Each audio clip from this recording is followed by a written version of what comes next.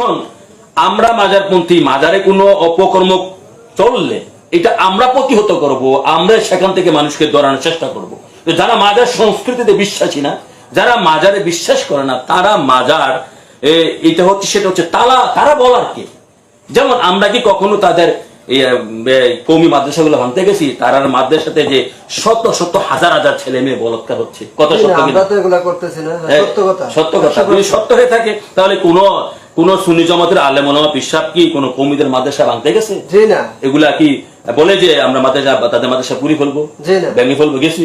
তো তাদের তারাটা তারা হেফাজত করুক, তারাটা তারা ঠিক করুক।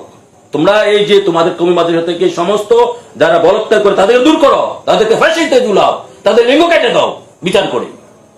আর আমাদের মাজার গুলাতে যারা এই গাঁজা খাবে, অপকর্ম করবে, বিড়ি খাবে, এবং অবৈধভাবে নারী নিয়ে গান বাজনা করবো, অবৈধভাবে উচ্ছৃঙ্খল ভাবে অশ্লীল ভাবে, সেগুলো আমরা কখনো সাপোর্ট করি না। সেগুলো ঘৃণার কাজ, ঠিক আছে? করতেই পারে না। তো এটা আমরা সংস্কার করবো, আমরা আমাদের মাজার সংস্কার করবো, আমাদের দরবার সংস্কার করবো, আমাদের মধ্যে কোনো অপকর্ম থেকে থাকলে। আর তোমরা তোমাদের দেখে সংস্কার করো। তোমরা যদি ভিন্ন মত ভিন্ন পথ, তাই না? তোমরা আমাদেরটা ধরে আসে কেন? মানে কষ্ট লাগে। এটার মানে মূল কারণ হচ্ছে তারা ওলি আল্লাহ বিশ্বাস করে না।